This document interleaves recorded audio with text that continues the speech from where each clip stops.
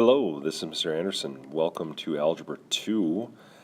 We are going to go ahead and get started with Chapter 1, specifically Section 1.2 in our notes. Why don't you go ahead and turn the page, and you're going to see that we got a little bit of vocab here that I'm going to talk about. You may want to pause this vocab after I'm done explaining what things are for copying. A power is an expression formed by repeated multiplication of the same factor. And for example, if I wanted to go ahead and write 3 times 3, I'm writing multiplication of 3 twice. I can rewrite that as 3 squared. A variable is a letter used to represent one or more numbers. For example, mathematically, we often use x as our variable.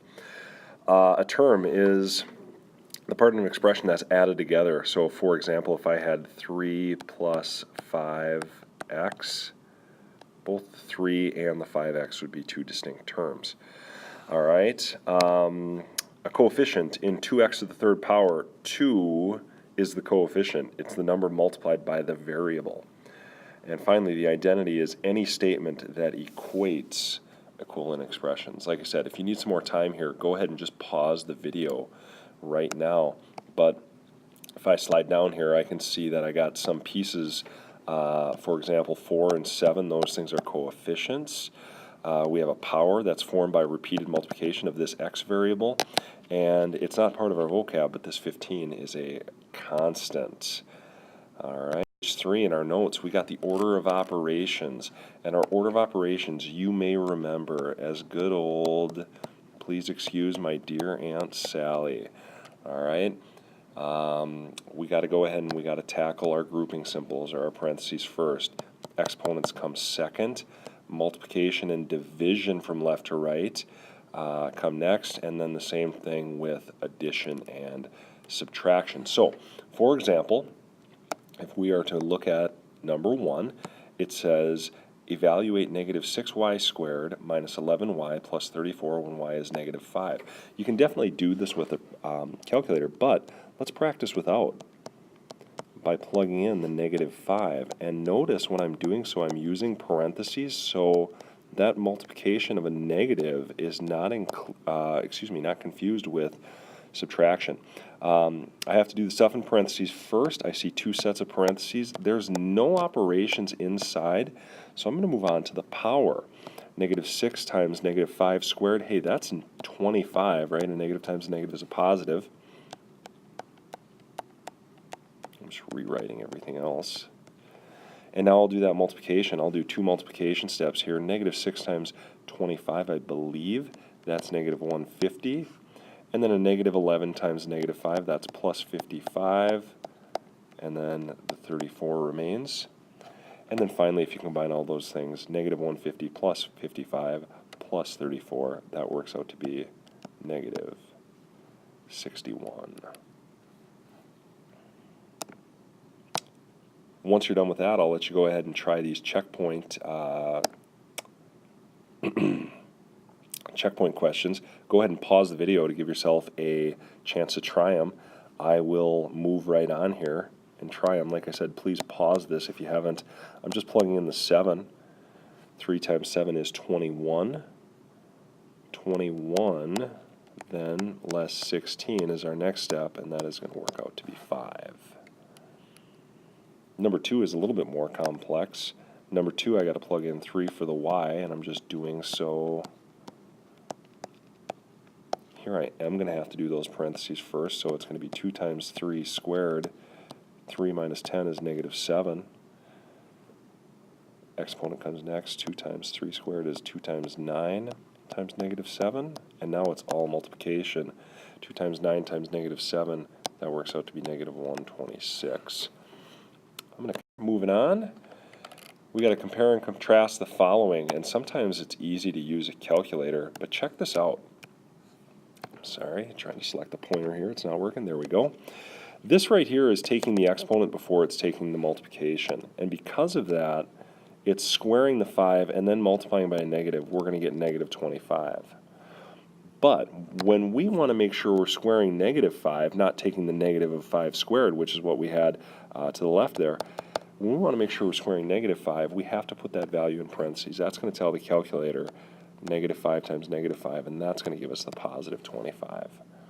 All right, so one more time, when we work on something like this, this is saying, hey, we're squaring a 5 and then multiplying by negative 1. Here, we're saying we're multiplying the 5 by negative 1 and squaring it. This yields a positive answer. Over here is going to yield a negative answer. All right, a little bit more complex evaluation because now we have two variables. I got to plug in two things, and I always just remind students to do these carefully.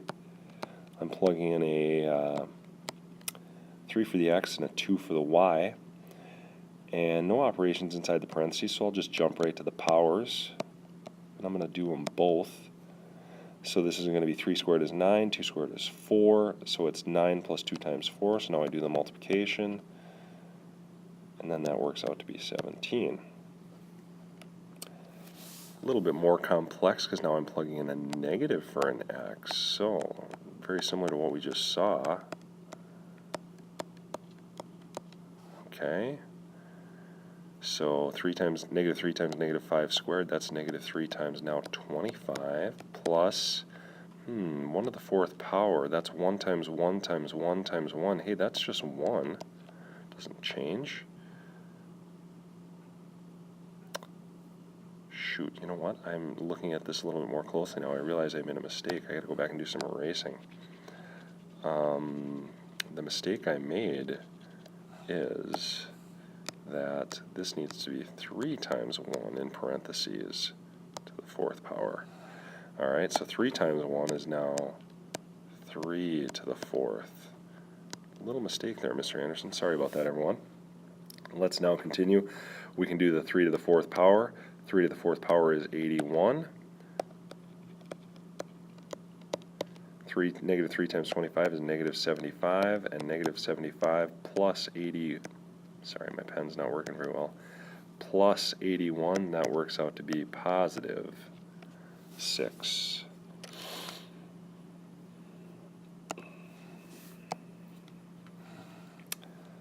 All right. I got a little note here on page 4, and this is something we'll tackle when I return on Tuesday, but it says most student errors regarding the order of operations come from calculator use, and we're going to talk about how we can get this entered into the calculator, because sometimes we don't always love dealing with fractions, and so the calculator is a great tool for helping us there, and I will, like I said, help on Tuesday. All right, check this out.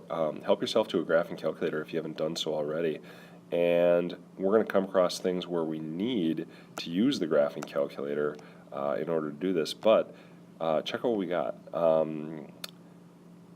We can see here we have a division. I'm looking at, let's see, I'll try to point to it. I'm looking at this right here, division, and we're going to need to make sure we have some grouping symbols here.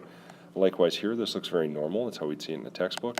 Again, we're going to need grouping symbols, and right here, we're also going to need grouping symbols.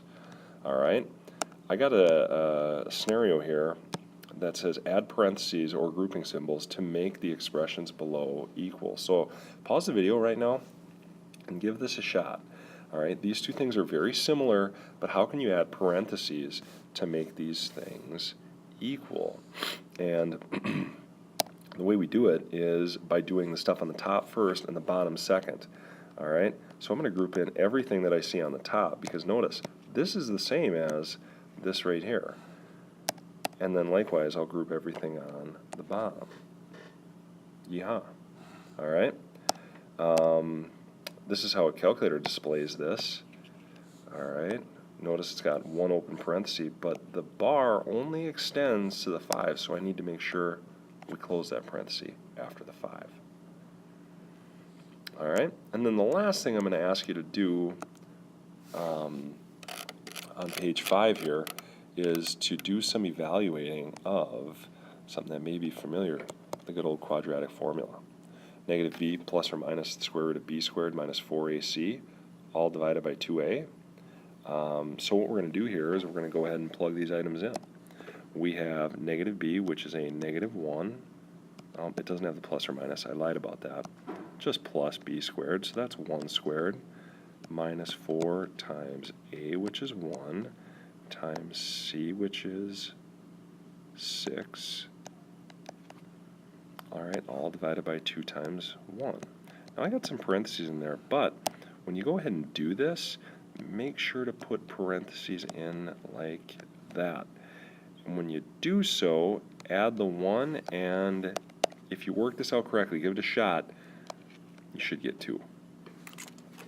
All right? Last thing today is on page 6, and this is something that students generally have a ton of success with,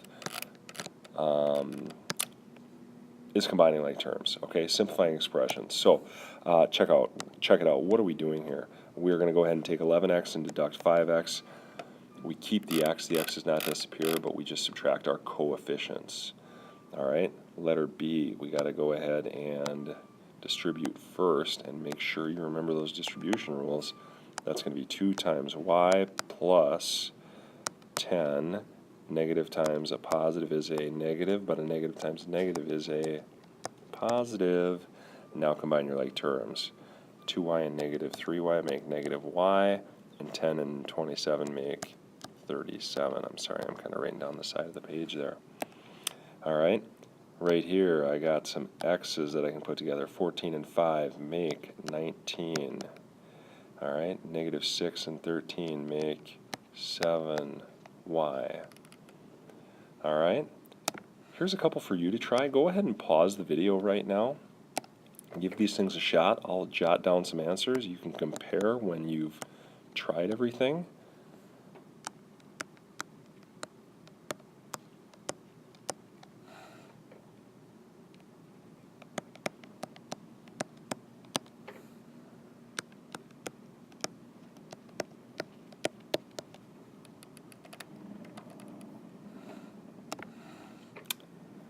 Check those answers out.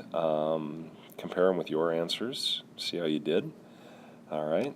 We'll continue. We're going to jump past 15 and 16. We're going to hold up for a later day. But I want to tackle one of these higher level style questions where we're asked to do some things. Check out the directions here. It says write a simplified expression for the area figure and then evaluate. So what we're going to do here is we're going to go ahead and plug these things in, and I'm sorry, we're going to simplify first and then plug some things in. So area, let's go ahead and multiply. All right, y plus 1, right, because area of a rectangle is length times width, times 2x plus 1. I'm not going to go ahead and multiply using a FOIL pattern because I don't have like variables, but I will plug in what I know. I know that y is 3, and I know that x is 1. And now it's just as simple as following my order of operations. 3 plus 1 is 4, and then times 2 times 1 plus 1. 2 times 1 is 2. 2 plus 1 is 3. So my area in this case, oops, excuse me, not 14, is 12. And I'll put a little square units label on there as well. All right, that's going to do it for what we're going to be doing today.